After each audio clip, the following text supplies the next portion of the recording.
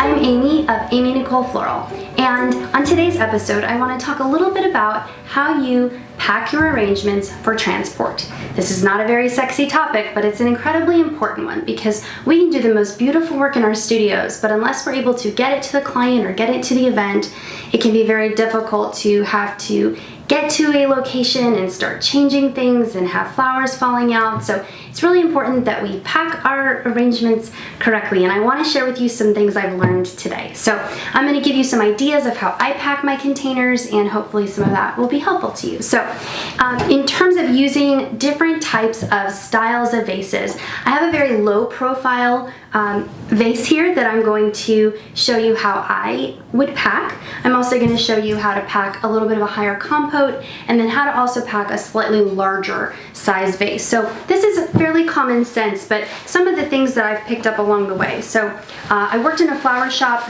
a few years ago, and the owner of this flower shop used these really useful IKEA bins. You don't have to use an IKEA bin, but something that's low and very strong is really helpful. These can also be bussing bins if you have access to those. Restaurant supply warehouses sell them, but anything that you can just pick up by yourself without needing tons and tons of help, and the bottom isn't going to cave out.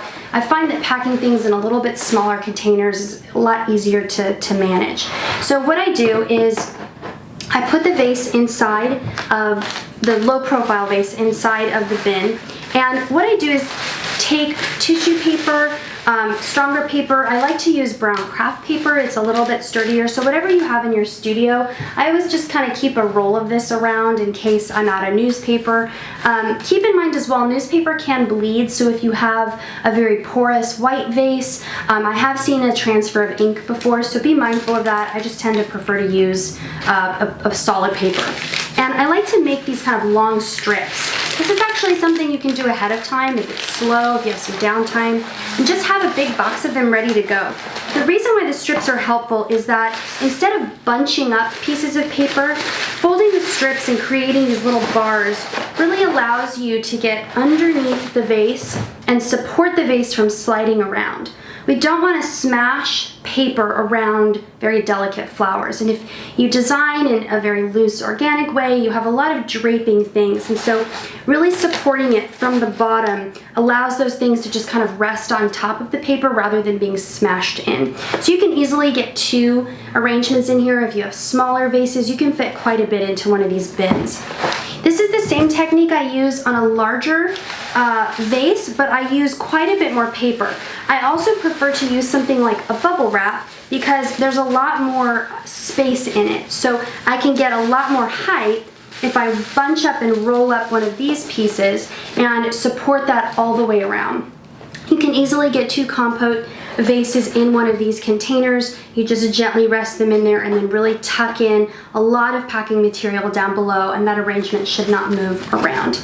If you have a slightly larger vase, this is a large urn, very heavy. I like to keep a variety of taller boxes on hand.